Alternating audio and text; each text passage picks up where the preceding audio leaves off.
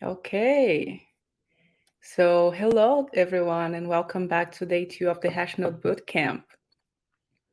As you all know, my name is Dani Passos. I'm the DevRel and Community Manager at Hashnode.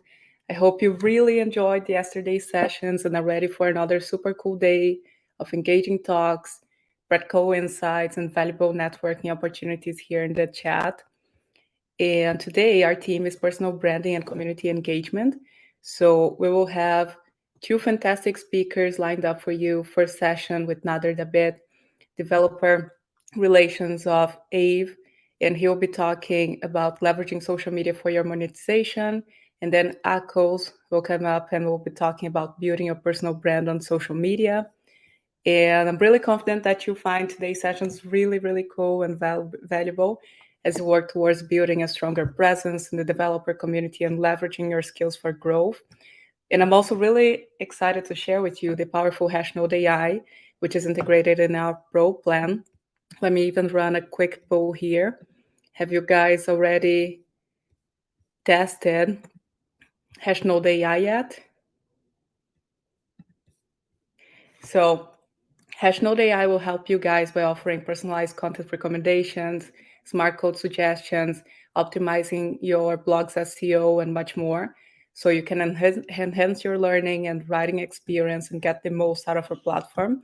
And the best part is that you can sign up for the AI plan by heading to hashnode.com/AI. I'll paste that in the chat for you guys.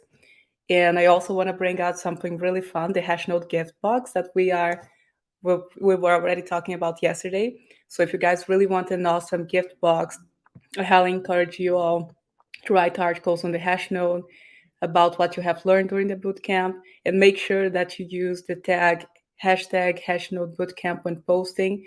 And I'll make sure that the top 3 submissions will receive a super cool Hashnode gift box.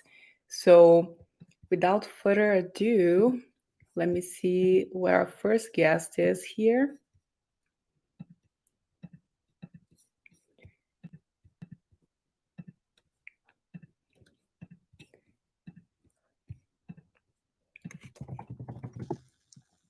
Okay.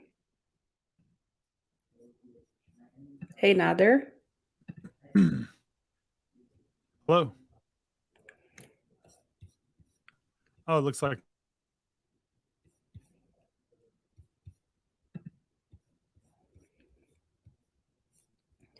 He's setting up. We'll give him a minute, and then we'll be able to dive into our first session of the day and continue the exciting journey at the Hashnode Bootcamp.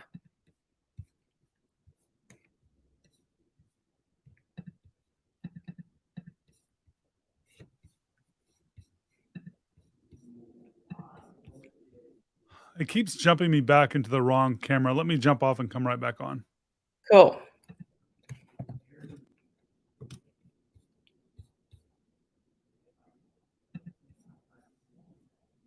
Who's already starting to write articles about the Hashnode Bootcamp to get the gift box?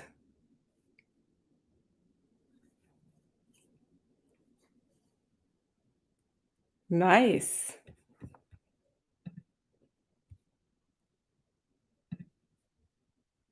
Hey, Shreya. That's awesome.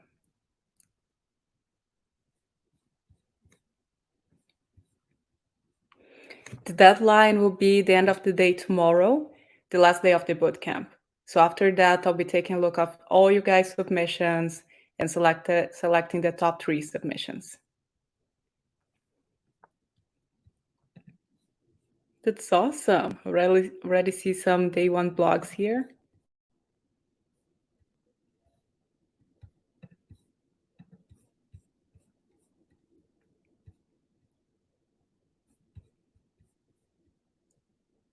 Hello.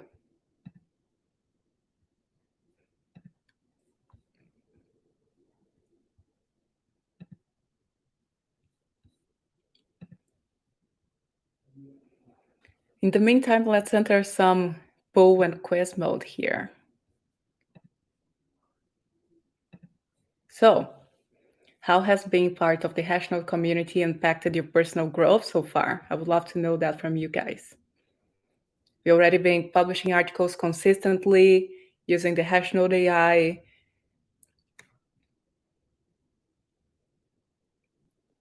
Awesome.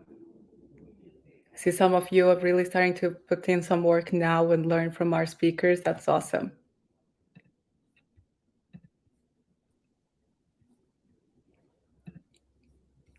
Hey, Nader. Hey, we're gonna try this one.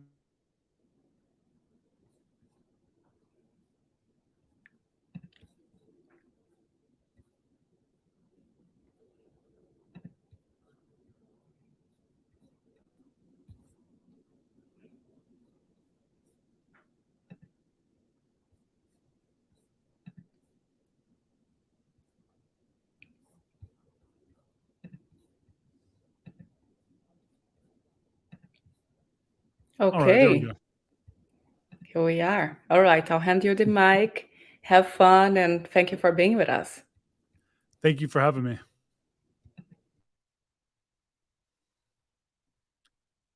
Okay, so I guess I'm going to share my screen real quick.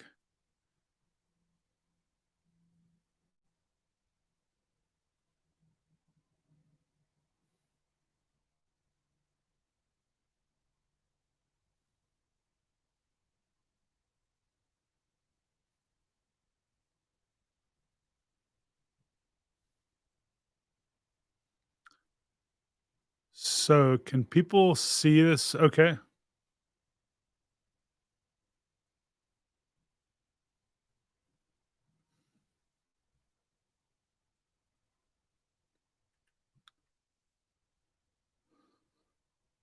Okay, got it. All right, perfect. Yeah, so today I'm here to talk about a couple of different things. I'm going to be actually expanding upon a few more areas than maybe originally planned. I'm going to be talking about content creation, personal branding, and social media and how they all kind of fit together.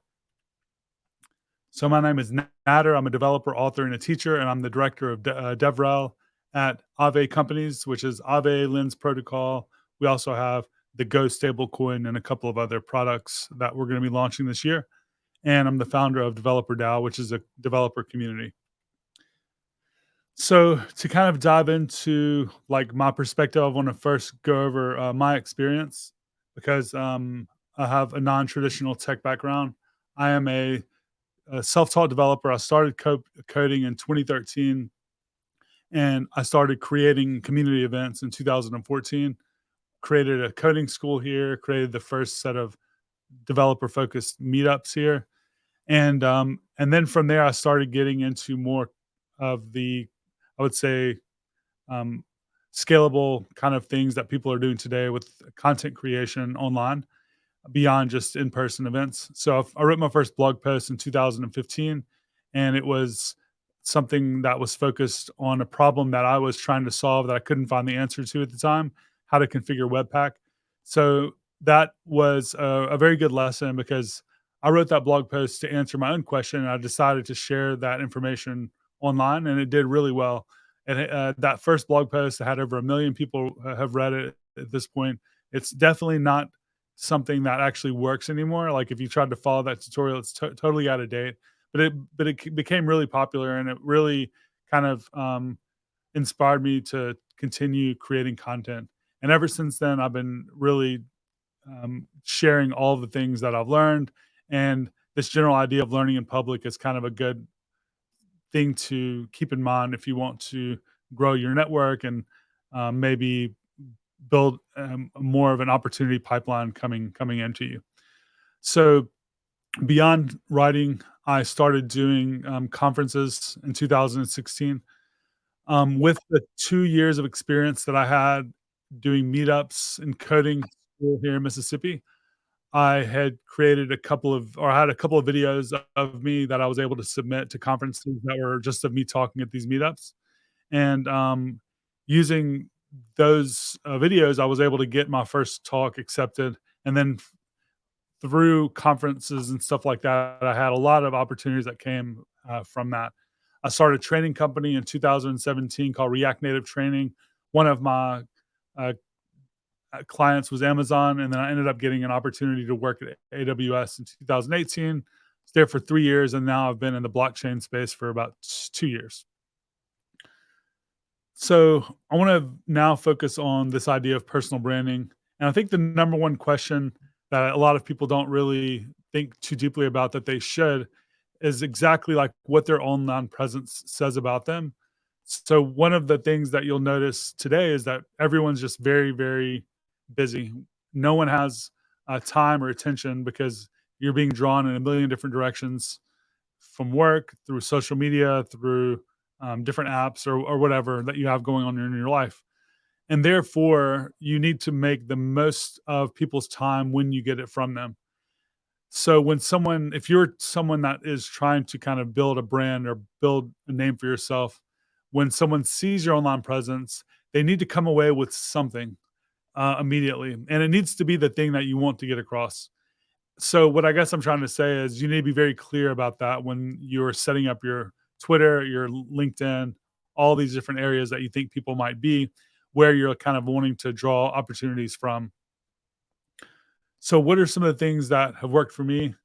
I think the most important thing for me was like a very clear biography or description of who I was or who I wanted to be, because you're not always where you want to be. So often you can kind of say what you want to be, and then those opportunities will start coming to you. So for instance, if you're focused on React or you're focused on some specific technology, you should say that in your bio. One of the things that this does is it makes it very easy to kind of segment from everyone else, or stand apart from everyone else. When we're thinking of kind of this idea of generalists versus specialists, it's often very hard to stand out in a sea of generalists to kind of land opportunities through your online presence. But the more specialized you are, the more that you set yourself apart. So when someone is coming to look for that thing, you are going to stand out because you've said exactly that on your bio in these different areas. So a clear bio is really important. I've actually had success paying other people to review and recommend updates for my personal online presence, especially early on. Now, not so much. But when I was first getting started, I had a specialist that came in and like reviewed everything. He he asked me to do a photo shoot because I was trying to get more opportunities for consulting for training. So the photo shoot was basically me standing in front of an audience and standing in front of that audience, um, taking high quality pictures. It looked like I was kind of a professional teacher, and therefore, when I started using those pictures, I started getting more opportunities. Having like a clear, clean, and consistent profile picture is, in my opinion, kind of important. You want to be consistent across different places and be um, someone that if someone sees your picture now, 6 months from now, 3 months from now, the more that they see it, they'll start knowing who you are, and almost feel like they're kind of like know you or something like that. Um, I mentioned specialization. I kind of wanted to just double down on that. I think that specialization to some extent is just extremely important. If you say you are an AI or you're in Web3 or you're a web developer, you're kind of really blending in with everyone else. You should drill down and say, I am good at this specific thing. And then you should make yourself good at that specific thing. You should spend more time than everyone else that you know has ever spent on that thing. And you will become really good at that. And then you'll also notice that this starts becoming like a snowball effect because you start getting opportunities in that space. You're going to continue getting better and better at it, and then you're going to still continue kind of optimizing for that exact technology. So definitely something I would consider doing is specializing in something. The last thing is to kind of have backlinks for all of your different profiles and kind of linking them to each other. I think I'm going to talk about this more in just a moment. But for instance, if you have kind of like a main thing that you want people to know about you, and you can't fit it all on your bio, often you will link to a portfolio or a GitHub. People are even using GitHub as like your portfolio. But yeah, just linking to all that information from your main social media is important. But the general thought here is just assume that everyone is extremely time constrained and you want to stand out. If you're trying to land a job and you have submitted like a 10-page resume, you're probably going to have a lot harder time standing out than the person that submitted a one-page resume, because the person reviewing that is reviewing 1,000 other people. And if you have one page and you're very concise, you say exactly what you are, you're going to stand out and you're going to probably get more opportunities. So next, I want to talk about online presence and social media. I think the one thing to really try to do the most that is really effective is just learning in public. This basically means if you're picking up a new skill, share what you're learning online. You should share code snippets. You should share your GitHub repos. You should record short videos of the things that you've learned, and you should talk about them as much as possible. This just brings a lot of opportunities. People are going to know that you're known, or they're going to maybe like know about the stuff that you're learning, and then maybe they're going to ask you questions about it. You can build opportunities to build like more relationships and all types of stuff. But beyond learning in public, what are some more specific things that I would say to do? Like the first thing is just be consistent. You're not going to land a million things, a million opportunities on day one, but you'll notice that if you start doing this work every day, or hopefully a few times a week, then over time you're going to start seeing a lot more opportunities kind of roll in. Another thing is just to be helpful without expecting anything in return. This is just going to build a, a lot more knowledge, because you're going to be like learning and trying to help people with the things that they don't have the answer to. You'll also build a lot of really high quality relationships. Like some of these relationships will be like the type that will bring you opportunities, but some of them will just bring you a lot of good friendships and stuff like that. The next thing is to be authentic, and therefore you often will feel uncomfortable when you're making these interactions if you are being authentic. And I think that's like a good signal that you are being authentic, is that you're not trying to optimize for what everyone else thinks, but you're just being yourself, I guess you could say. One of the things that a lot of people maybe don't do that well on social media is engaging with other people that they want to, I would say, become networked with, or they want to start working with, or I don't know, they want to kind of like know. So if you are, I don't know, looking for an opportunity in a certain space, maybe identify like some of the most influential people there, turn on the notifications. If there is an opportunity for you to jump into a conversation and help them, or interact with them in a way that you think is going to be, good and positive, then do that. But you keep it like almost as a top of mind thing. This isn't so important like later on, but early on, maybe it is more important. But I do say think that being active and consistent will be important on no longer how long you're on social. One thing I would say that is kind of nuances a little bit is walking the line between being engaging and being um, gimmicky. So one example of gimmicky is kind of the types of folks that often will just do nothing but threads on technology or things that they might not even be that um, good at themselves, right? But this is a gimmick that works because people click on these threads and they click on lists, and people know that works. But I think that if you do nothing but that, people will kind of recognize that, and they'll maybe trust you less, and things like that. But those things work. So you kind of have to kind of try to figure out how you're going to engage in some of these tactics that draw people's attention. You might call them clickbait without being over indexing on that stuff. You want to provide like real value, and you want to be a real person. You want to be authentic, but you also want to kind of play into some of these social media algorithms. Backlinking social media profiles. So this is something that you might keep in mind on your Stack Overflow. You want to link to your GitHub, your Twitter, so on and so forth, and then you want to kind of do that across your other socials. So just don't leave any of that stuff blank. If you have the opportunity on Twitter to fill out some extra like link for something, fill it out with something. You want to kind of have as many links going back and forth between all of your socials.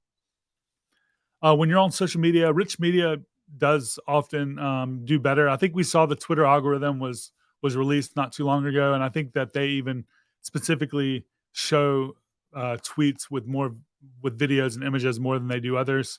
It just is more engaging, I think, for people. So if you have an opportunity to attach like a code snippet to something that you're sharing that has to do with code, like I would do that as opposed to not doing that and things like that. So just keep in mind, if you can do some type of rich media, consider doing it.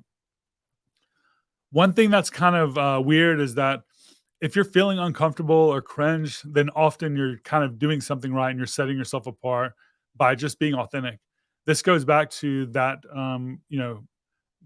mention that I had around authenticity. It's um, it's very easy to kind of get into this pattern, especially as you gain a lot of followers, of trying to kind of like play to your audience, but that is often not who you are. Um, and it's tough because if you do have a large audience and you say something, you often will get like a bunch of replies, and it's hard to keep up with all that stuff. But still, you should try to be yourself. And if you're saying something and you feel kind of uncomfortable, as long as you're not being offensive or rude or mean, then often it's kind of a good signal. One important thing about writing is like how you format your writing. And one example of this on a blog post might be, instead of just having a bunch of massive paragraph blocks, split that apart into sentences with spacing, headers, subheadings, or headings and subheadings, and just try to make it to where if someone looks at that document, it feels good and they're able to kind of scan it maybe and get an idea of what's going on without having to actually read it. And then also maybe on tweets, instead of having just like one long tweet, break that tweet up into like 2 or 3 sentences. Yeah. So, and then the last thing is having to do with leveraging other people's networks and audiences. So when you are getting started, especially, you're only going to be having like X number of followers, maybe it's 50 or 100 or 1,000. But let's say that you know something that is very valuable and you want to get it out to 100,000 people. You might find someone that has an audience of 100,000 people and say, hey, let's collaborate on doing this thing. I can teach or I can show this thing, and your audience is going to really like it. And you don't have to do anything. You can just invite me to show up and we'll do a YouTube video or something. And then the last section I want to talk about is content creation. One of the things that I'll again underscore is the fact that going out of your comfort zone is often very successful, like a long-term thing to kind of keep in mind. So one of the tweets that I made that did the most, I would say, well, actually, no, this one's more about the actual content creation part. So let me first go into this. So around content creation, the thing that has worked really well for me is this process of learning and then kind of building and doing with that thing that I've learned.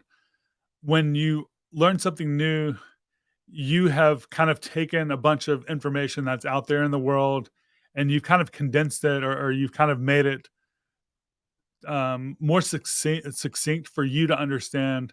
And then therefore that presents an opportunity for you to kind of take that and bring it to the rest of the world. So what being an effective teacher often is kind of like getting all this information that's out there and making it, packaging it up smaller in a new way for new people to consume a lot more easily than you did. So for me, around technical content, what I'll often do is like I learn something new, I'll build an app with it so I understand it even better and I have a code base to reference. I'll then open source it. I'll then document that in some type of content, usually a blog post. And then I'll take that blog post and I'll make a video showing how to do it. And in doing all of this, you've now kind of rebuilt the same thing multiple times. So you know how to do it a little bit better. You've probably learned a little bit along the way. When you actually have to teach something, you end up having to understand it a little better. But for someone that is maybe in DevRel or that's out there trying to kind of be a quote unquote content creator, what you've done with this is that you've now taken one thing and you've made it into like 5 different things. You have your code base, you have your blog post, you have your video, and you can also now take this and do like a conference talk or a workshop at an event, and then maybe like a Twitter Spaces. There's a bunch of stuff that you can kind of consider doing. So this is kind of like a good tactic for being able to scale your work without having to get overwhelmed with like a million different things. So the general idea is this is like reuse content in multiple formats. And we're getting kind of close on time, so I'm going to wrap it up very soon. We only have a couple more slides. I want to do the last few content creation tips. One is creating resources for yourself. I kind of mentioned this early on. If you have a problem that you want to solve and you can't really find the best solution for that online, and then you have to go and figure it out yourself, go ahead and document that and share that online. It's probably going to help other people. If something has already been done before, doesn't mean you shouldn't do it as well. So often people get intimidated. Oh, like someone else has already created this project, or someone's already built this idea, or someone's already written about this, how to solve this problem. They don't do it again. But if you feel like you can do it better or differently, then you should continue to actually go forward and do that. Different people learn from different in different ways, so you can still help someone. This idea of like good artists borrow, but great artists steal applies completely, I think, to technical content creation as well. Nothing is under the sun is new. People are just kind of like rewriting the things that other people have done and slightly improving them or changing them. Always keep that in mind. If you see something like really, really cool that you are really excited about, but you're kind of discouraged, like, oh, someone has already done this now, you should kind of walk through what they've done and try to maybe improve that or change it in some way, and then release it yourself, because people will probably resonate with that, but also maybe you can add your own little touch to that. I mentioned kind of like tapping into other networks. I'm just going to double down on this. Any opportunity you can have to do that, definitely take it. It's the easiest way to kind of scale without having to go and build out that entire new audience on your own. You can kind of tap into other people's. One thing to keep in mind is that you only have to be good at one thing. When we're on social media, we're seeing a lot of other people out there talking about the things that they're doing, that they're good at. Becomes intimidating because you start thinking, oh, I want to learn and understand that thing as well. And then you now have like 100 things on your plate, and there's no way to kind of really, really dive deep on one of those. If you can just get really good at one thing, specialize in that, you'll end up seeing that there's a lot of opportunity that opens up around that. And you can kind of dive a lot deeper than anyone else. You can set yourself apart. And then the last thing I will say is mix things together to create new things. Um, when a new software or a new product or a new idea comes out there, you can take existing ideas, put those together, and come up with something that no one's ever seen before. So anytime something new comes out, that's an opportunity to kind of create something new by combining that with something that has already existed as well, not just that new thing. So that is it for my presentation.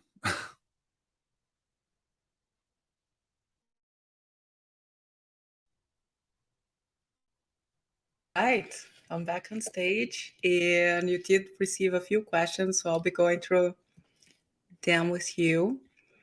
First question is, what are some creative ways for bloggers to monetize their social media presence beyond traditional sponsorships or ads? I think consulting is a really, really good one that people don't really take advantage of enough. If you want to monetize through ads or having someone pay you to like write, it's often not a lot of money. Like you might get $100 or a few $100s or something like that. But if you can kind of identify a, a company that is in need of, for instance, DevRel, you might approach them and you might not say, hey, I want to create technical content for you. You might approach them and say, hey, I want to be the person that does technical content for your DevRel team, and I want to do it on a monthly basis, and I charge $5,000 a month. You'd be really surprised at the types of companies that are out there that have large budgets for this sort of stuff that don't really have anyone there to kind of like give them help. There are companies that specialize in DevRel consulting that start at $70,000 a month. if you can come in anywhere below that, like just a few $1,000s a month, it's actually a big value for them. And you can make more money, do less work, and build better relationships that way.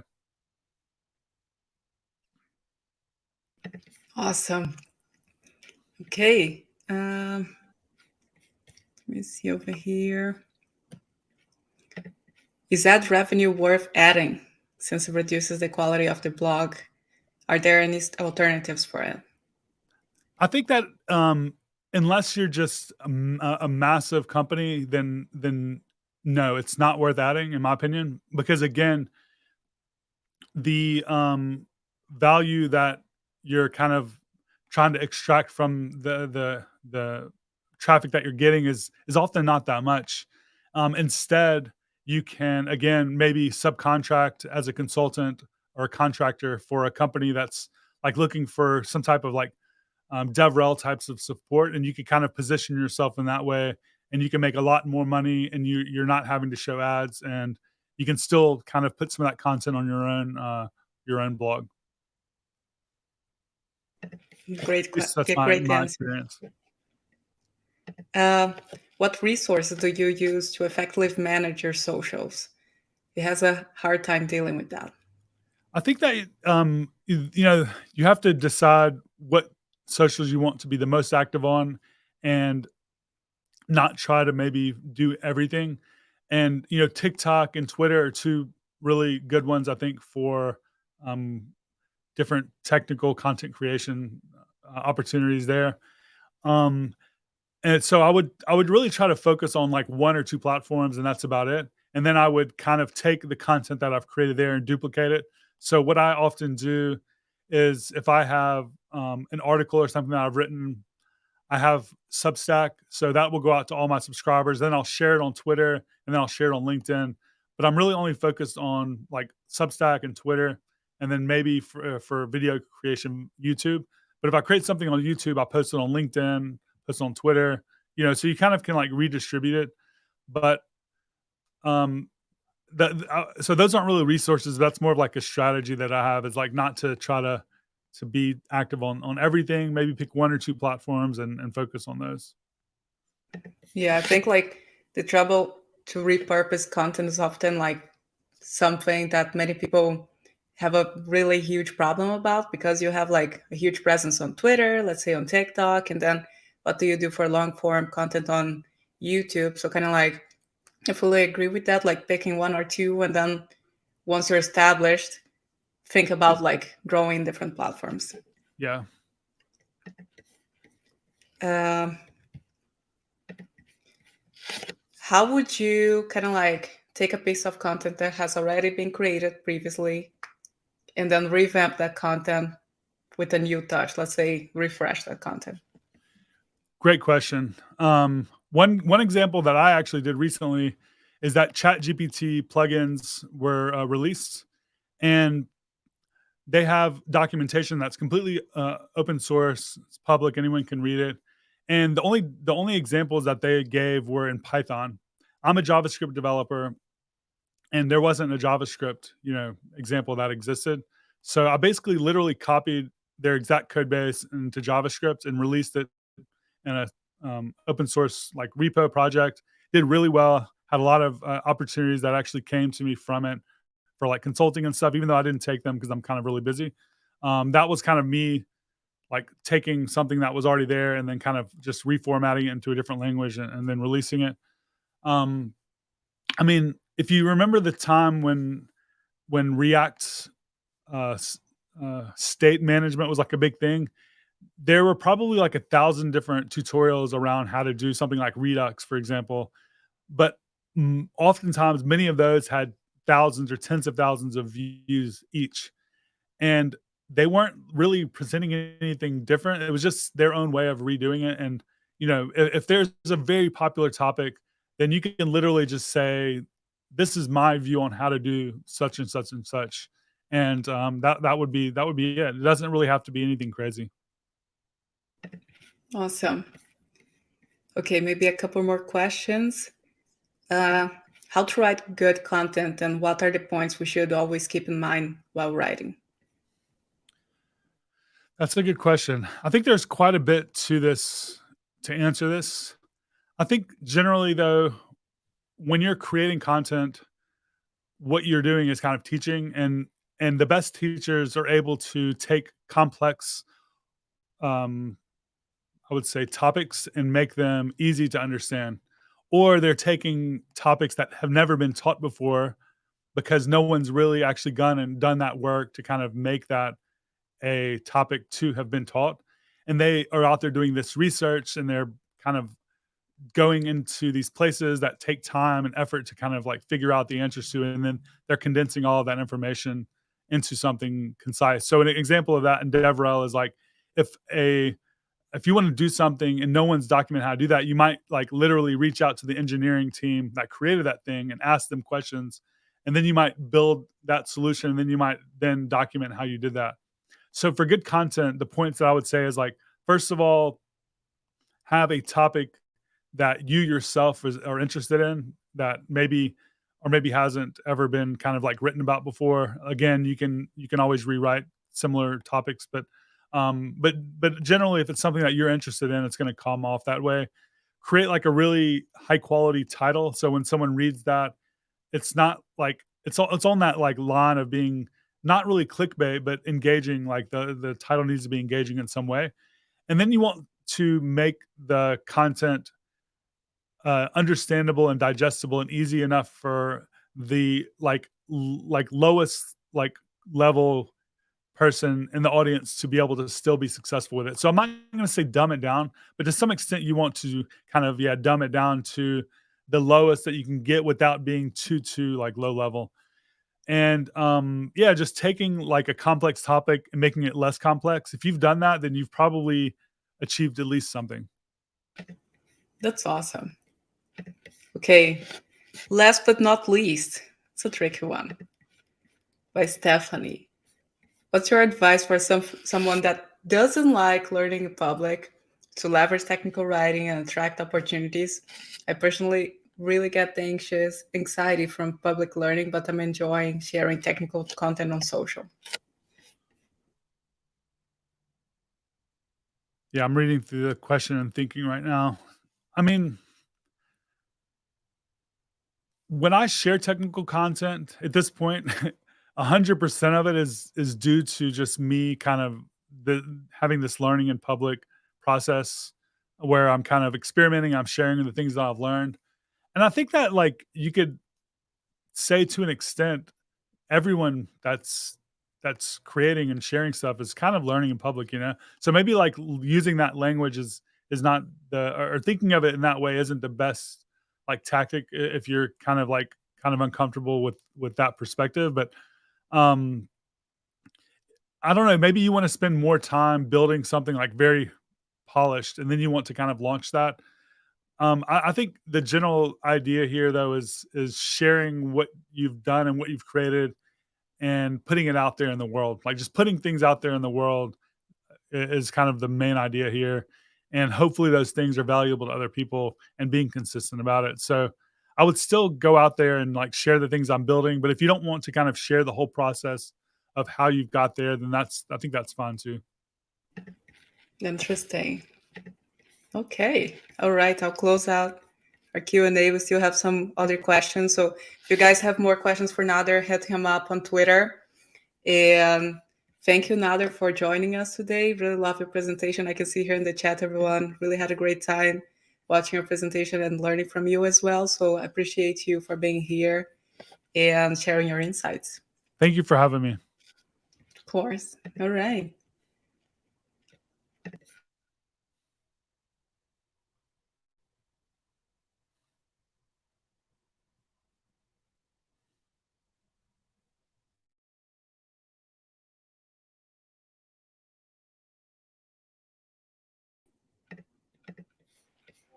All right. On to our next session.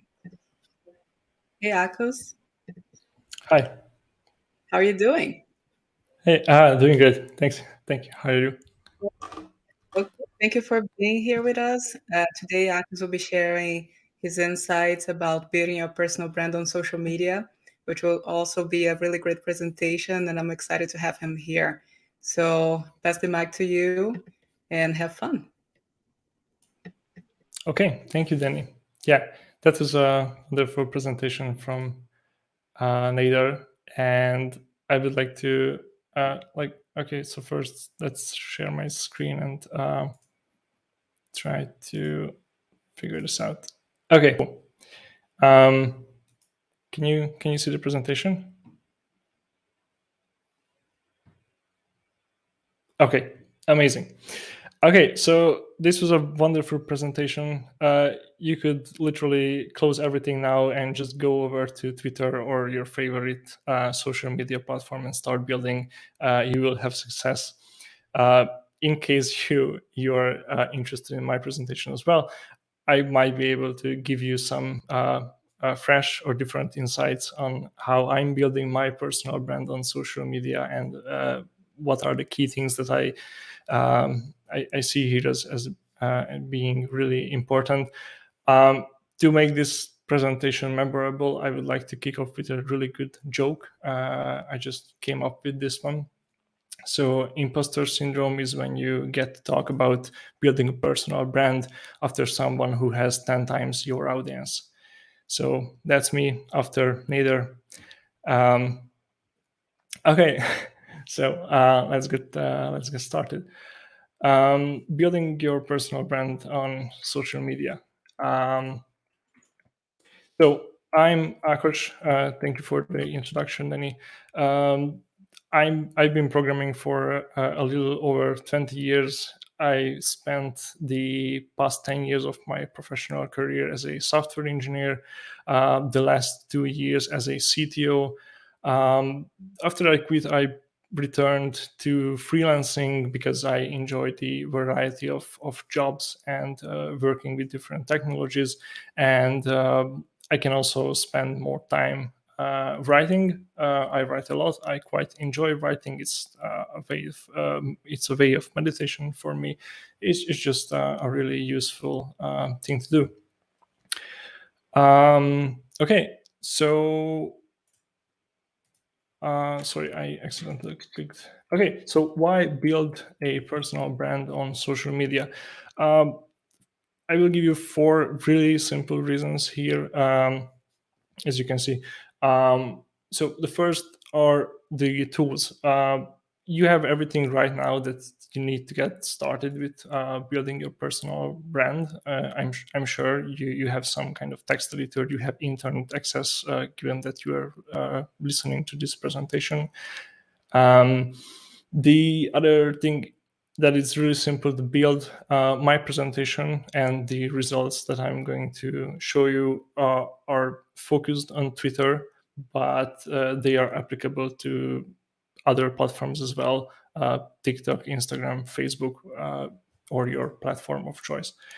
There is no competition.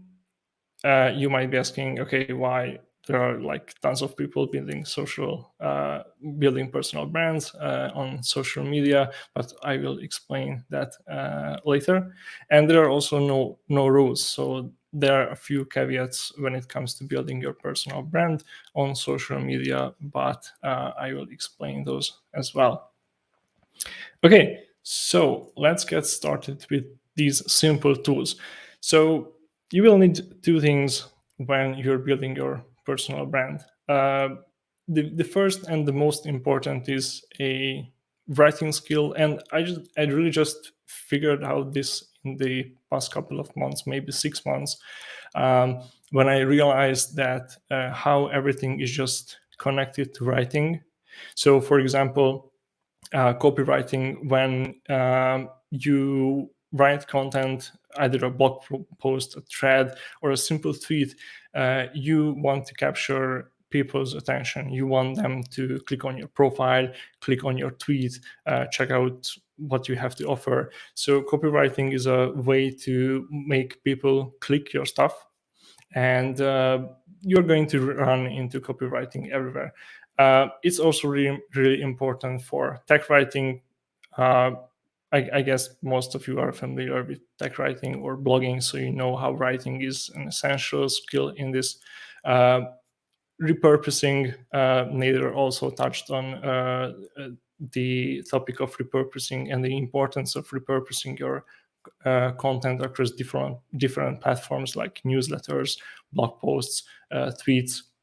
So that's also something that you learn through writing more and thinking in systems. So when you write, and this is applicable for any kind of writing, from blog posts, again, from blog posts to newsletter, you get to discover these systems that make you really efficient, like how you start with the title, then how you summarize what you want to say into bullet points.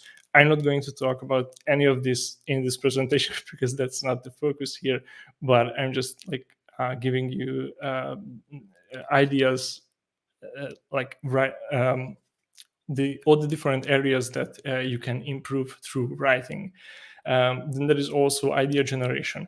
So as you write more and more and build writing into your daily habit, after some point, you will notice that ideas just come to you.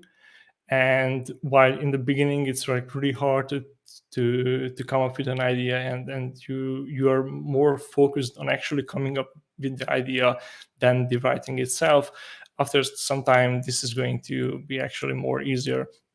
But you have to work on your writing and constantly write, so that the ideas later came faster. And then there is the storytelling that's an essential part in building your personal brand, because your personal brand is of course personal, and I'm sure you've got a bunch of stories to tell, and here goes storytelling. That's also something that's really beneficial if you're building your personal brand. So again, this is the summary of this is the first tool that you will need here, the writing skill, and what you're going to improve and practice over time. And that's it, basically. The other important skill that you need is some kind of filter to basically, and by the way, this is the longest sentence you will see in this presentation, so I don't put usually this much text on the presentation, but this was really important because this is also something I just recently figured out. Basically, anything you do, any content you put out is going to directly influence the quality of people you attract. And this is really important. You might think that, okay, I'm getting traction on some kind of tweets, on some kind of blog posts that were easy to create. But in return, you're going to attract people who like that kind of, how should I put it, easy content. This was kind of like junk food. There is nothing nutritious in junk food, but some people love junk food. And later in the presentation, we will see that how this is actually a bad thing, but kind of tempting, because you can grow really fast with these methods, but it's not a good thing. So yeah, just keep that in mind, that you have to put out quality content. And by quality content, I don't mean at all that you have to make the perfect content from day one. That's not what I mean. What I mean is that you have to actually think about, okay, is this actually useful to someone? Is someone going to benefit from this stuff, or I'm just doing this for the likes? Or you can see the famous do you see this tweet that was kind of a recurring theme on Twitter the past couple of weeks, I guess. Okay, so you will need these two tools. And okay, let's see what's next. Okay, so we talked about the simple tools that you need to build your personal brand on social media, and now we will talk about why it's really simple to build your brand. Is because if you look at any social media system or social media, I like to think about them as like operating systems. There is a life cycle of or maybe like a journey of a follower or a user of this system that at some point sees your content and then decides if they want to interact with you, maybe click on your profile, and at the end they decide if they want to connect with you. And this really simple 3-step algorithm is what you see on Facebook, Twitter, Instagram, on every social media platform. So this is just really important to understand how you actually get the how you obtain these fans or followers on social media. So they basically come through this algorithm, and we are going to talk about each step, of course. So first, impressions. So this is a screenshot from a tool called Typefully that basically shows the impressions for each tweet and thread that I made over the past 7 days, I think, maybe. Yes, something like that. And in this column, you can see the impressions. And why I'm showing you this is because impressions are closely correlated to this other column that's basically the number of profile visits. So in these social networks, when someone sees your tweet or blog posts, it's the same for Hashnode. It's basically a social network. So someone sees a blog post from you on Hashnode and they like it, then you have the chance that they will click on your profile. And what happens next is depending on what's on your profile, but what you really want to do here and on every social media platform is basically you want people to look at your profile, because that's how you give them the chance to connect with you and to build your personal brand, because that's our goal, right? And there are different ways to get impressions. One is to put your stuff out there, to tweet, to write blog posts, and the other maybe less known way is to interact with other people. This is really important. So this is really important, especially if you're starting out. If you have 0 followers or new to the platform, when you post something out there, chances are really few people are going to see it. One way to kind of borrow or rent impressions, and actually this is on my next slide, is this. So one way to kind of borrow impressions is to engage with other people who already have a big audience.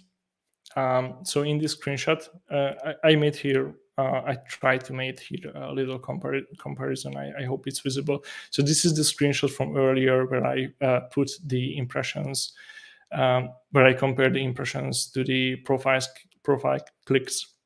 So here you can see that I had like 57 profile clicks for like 7K impressions.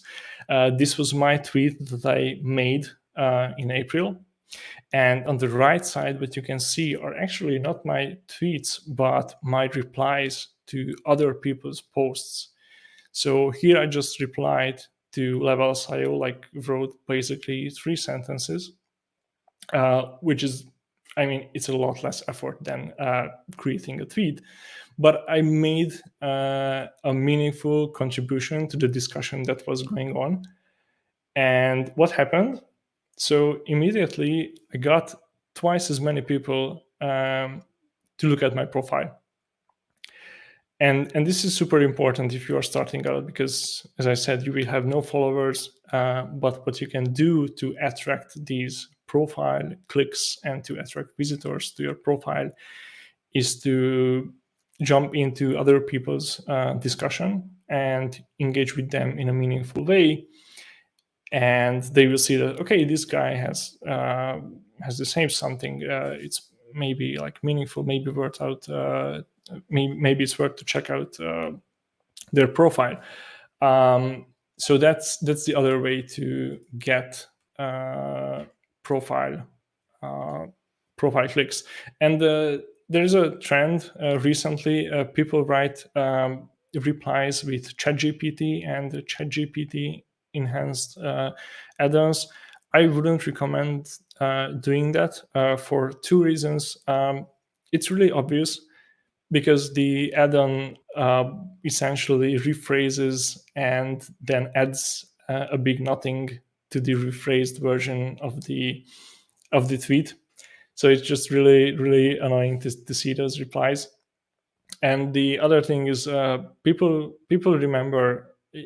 I was fascinated about this, but people will remember you about the negative things like a lot faster than about something positive. So just try to not make like a negative impact by spamming replies into people's tweets, because they will certainly notice that, and they will not even respond.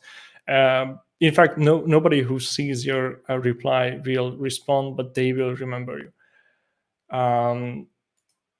Okay, and once you so we have people looking at our profiles either by making interesting tweets, writing interesting blog posts, or engaging with other people, and we somehow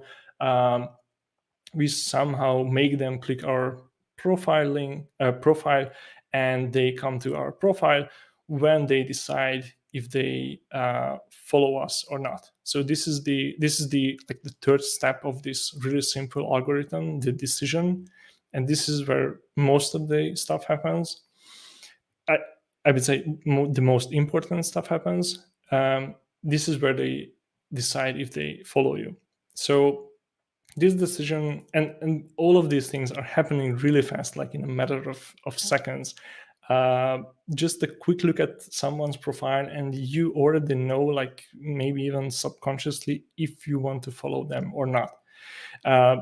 So because this is all happening really fast, it's really helpful. It helps actually people if your profile is simple, if you can easily decide if they want to follow you or not. So this is my profile from Twitter. What I suggest everyone, depending, I mean, this is independent from the platforms. I use the same technique on Hashnode and on other social media platforms, but usually I kick off with a sentence that basically states what I'm doing, like who am I helping with my content. Then another short sentence about where you can start if you want to do this thing with me or you want to learn from me. And finally, just the link you can click. People do all kinds of things in their profiles. I've seen profiles with like 6 or 7 links. I usually don't have the time or the motivation to click through all of them. But if I see a newsletter and I see a really simple like mission statement, I do this because of that, or I want to help you to get better at X and Y, I will much rather click that link or engage with that person than having to figure out like, okay, which link should I click from the listed 7 or 8 links. Okay, so this is the last step of the of this of this chapter, like why it's so simple to build, how this simple algorithm of social media works. And now we can get to the point that I was making about having no competition. If you think about, if you're building a personal brand, you technically have no competition, because what often people forget, hey, look, another long sentence. But basically, so don't forget the person in personal brand. Don't go out there and post just like a machine those threads about like VS Code plugins and Chrome extensions and just put out like ton of stuff without adding anything personal, because then it's not a personal brand, right? But once you add something that's personal, no one can beat you. Here are a couple of examples that no one could possibly post. So here I posted about like how I spent the $500 I win with the Hashnode hackathon. So I bought some firewood for the winter, right? Like, who does that? I did that. I posted the picture. That's part of my personal brand. I also like to do some knife throwing and archery. In fact, I haven't posted any archery pictures, but that's also fun. So just make sure to throw in these things into your like tweet storms and daily tweet activities, because this is I mean, this is what makes your personal brand personal, right? So just don't forget about this part. This is really important, and this essentially eliminates your competition. There are also no rules. So this was the third thing that this was the fourth chapter and the last thing that I wanted to touch on. So no rules. There are no rules. There are copycats. So I noticed early on that some people literally took my content, my tweets, reposted them, and that's fine. You like, the best thing you can do if you run into this kind of behavior is to not engage with that content. Engaging with that content only pushes that content up on the platform, and the platform sees that there is engagement. So this is something good. I will show this to more people. So what I did, I just ignored these things.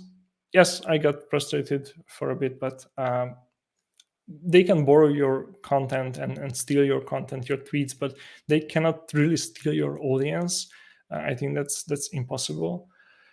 The other thing, you will run into gurus at some point who essentially teach something or use some tactics that you don't approve, like you don't personally approve. Again, the best thing you can do is just to do nothing. Don't get upset. Don't blame them. This happens on every platform. And I haven't even listed like the trolls here. That would be the fourth, I guess. But I'm not running into that many trolls. So and the third thing is the algorithm. Every social media platform has this algorithm, and there are no rules in sense that if you posted something for months that was working, and suddenly the algorithm changes, like no one guarantees you that what worked last month will continue to work forever. So just keep that in mind, that these are changing systems and you have to adapt to how these systems work, and just be prepared to these changes on every social media platform. And I think this was my last slide. Okay, I prepared a bonus slide. Okay, so really important. Enjoy this social media game. It's a game. It's a positive sum game, meaning that we work together to achieve like a higher goal. There are no winners, losers. If I help Nader or Nader helps me, we grow together in this game. It's not like I got to win and he got to lose or something like that. So just share your learnings. Nader touched on building in public. That's a wonderful movement, I would say, in social media. So share your learnings with others, and that's what makes this a positive sum game. And this was my presentation. Thank you very much for listening.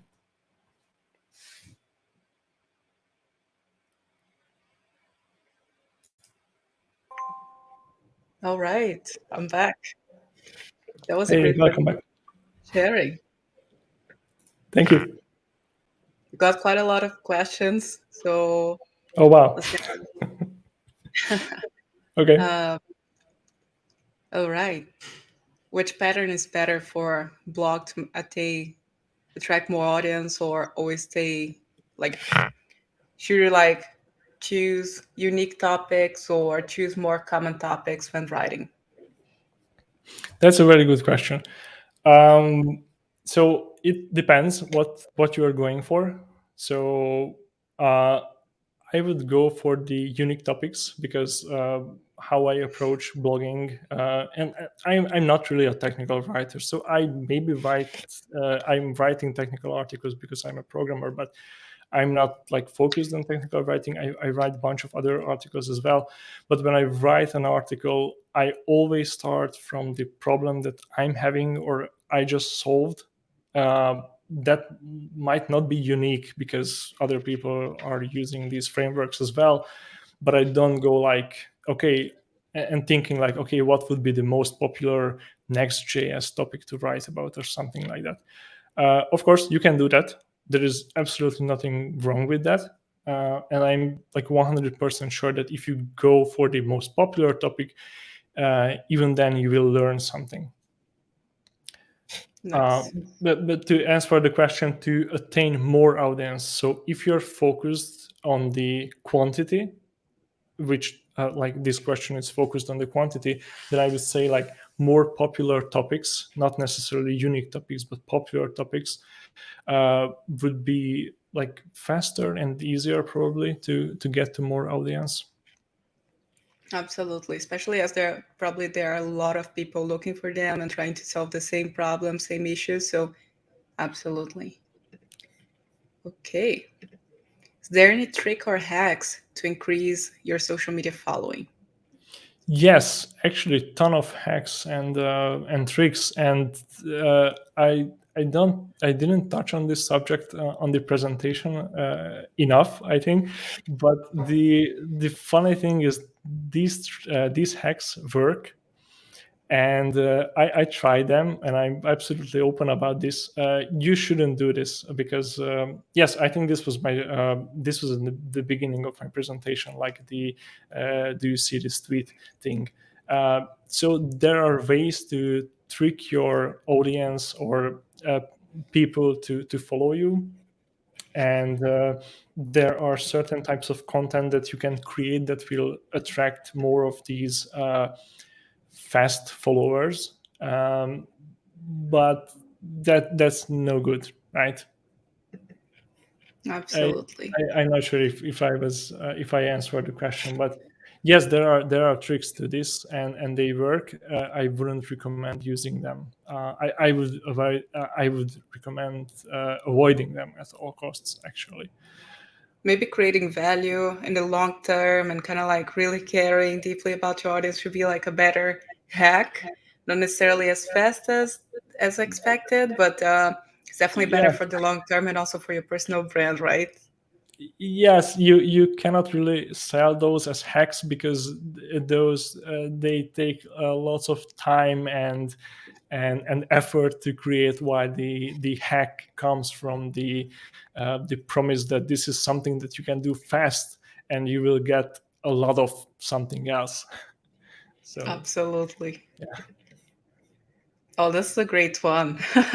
Can you share some tips on how to ignore if your content gets copied? Oh, ignore it really fast. So the moment you see it, just close the thing and don't think about it. Uh, I think once I almost wrote a reply to someone like I'm not even sure why I would reply, but I wanted to ask like why did you do this or something like that. But I caught myself in the last second and that I didn't reply, and I'm glad that I avoided that. So just ignore it real fast. In the long term, so with personal brands, building personal brands on social media, you always think in the long term, and on the long term it won't matter if someone made like a copy of 5 of your tweets or something like that. It's yeah, not an issue. But I think it also kind of like impacts how your own audience feels you at kind of like this person who's always going strong in other people and so on, and they may not know that that's copied and may follow the two persons. So yeah, I fully agree with you. Maybe they shouldn't go in that route, but it's better for us to just kind of like give it a pass and not focus too much on it. Yes, Okay. maybe one thing that I've seen on Twitter a few times. I'm not sure if this will happen to you. This happens to really big accounts, but this is the problem of impersonation. When someone creates a fake account that looks like yours, then you should absolutely report that account. That's against the terms of Absolutely. the platform. So yeah.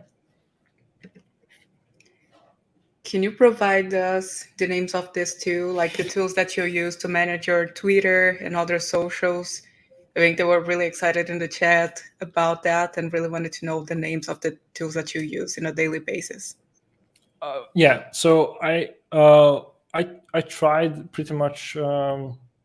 Okay, I tried 3 tools. The one I'm currently using and I'm using the most is Typefully. That's I think the cheapest option right now um, to post on scheduled tweets for Twitter. It also works for LinkedIn. They also have a free plan. Yeah, check it out. It's worth checking For it me, out. it's my personal favorite as well. I've been using quite a lot, quite a fan of Oh, it. cool. So, yes, big fan. Okay. Let's see. As a beginner, should we post varieties of stuff like jokes, tech, sports, or should we only be focused about our niche? Like only tech and blogging? What do you suggest? Yeah, so this touches a bit the subject about don't forget the personal in the personal brand Mm-hmm. thing. So yes, absolutely. Until you get your main content focused on one thing. Like on Twitter recently, I write a lot about writing, so I don't post. I rarely posted actually my technical articles on Twitter because that's not the content I'm sharing there. But if you share content about writing or you share your technical content there, then don't post maybe I don't know sport events or I don't know jokes. Um, so yeah, it's a good question because I'm not really doing this. I'm not really into sports besides fitness that I'm doing in my garage, basically. So I'm really simple in those terms. But now, as I'm thinking about it, I have a really strong filter for what I'm posting and what I'm not. And yeah, so if you're curious what I'm doing, I'm just thinking about before posting something. Will this thing support my audience in any way? So will this teach them or challenge them in their thinking or motivate them um, or help them in some subject? But if I share something exclusively because that adds to that personal factor, like the firewood that I bought or the knife throwing, then absolutely go for it. But the ratio of those tweets or that content is like really really small compared to what I post usually throughout the week. So maybe I share like Awesome. around 10 tweets um, that are helping my audience and maybe 2 tweets or 1 tweet that is personal. Okay. Uh, it's a good one. What's the best way to choose a specific niche for your personal brand, especially when you are interested in multiple topics?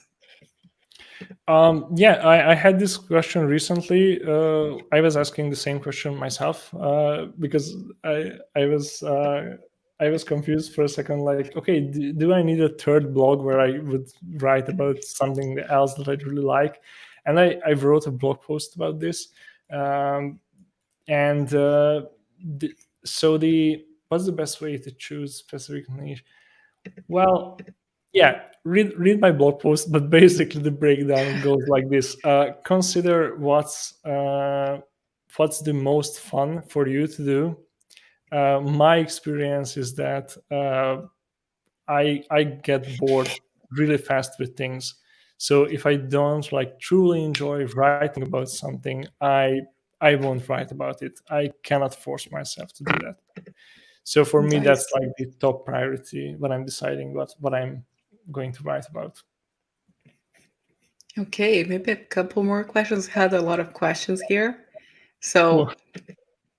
how will you promote your blog posts or documentation? Will you use social media, email marketing, or other channels to reach your target audience?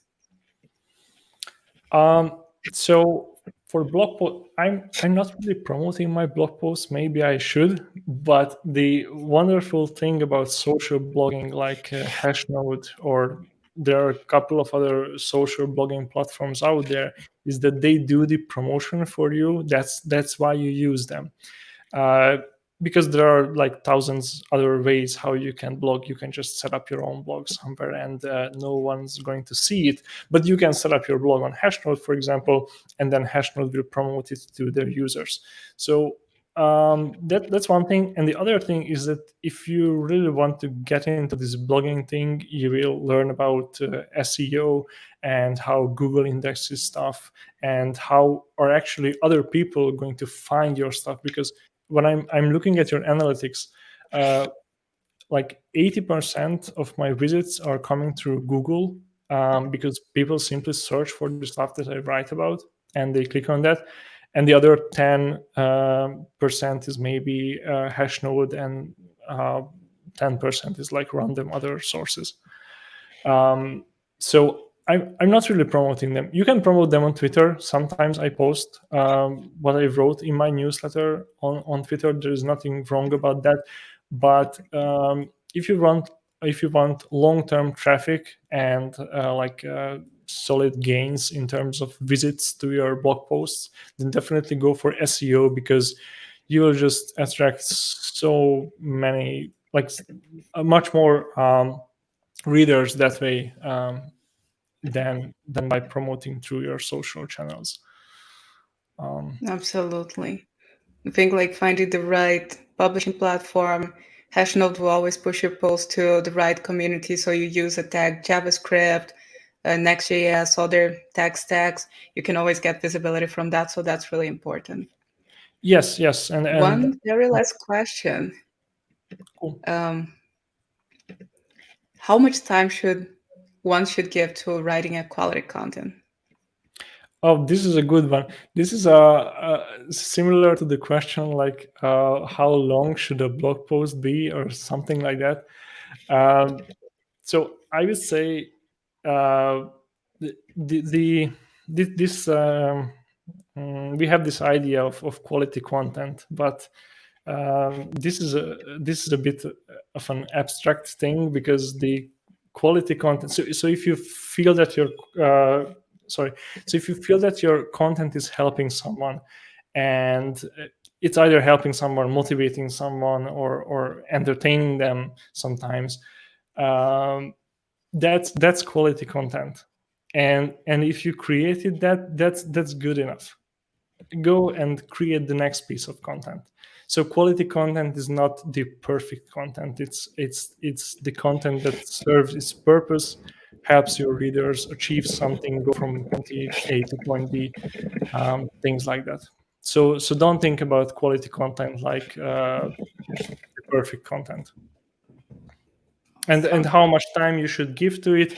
Well, how much time you need to write that piece and publish it a form that it's that other people can understand it and benefit from it. So that's it. Awesome. Okay. Well, thank you for your insights. Your presentation was great. I can see here in the chat everyone has a great time learning from you.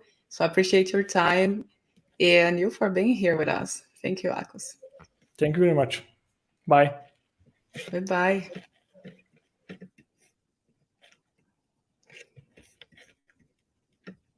Okay.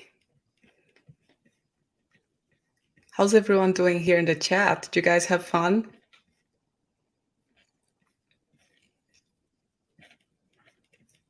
That's great.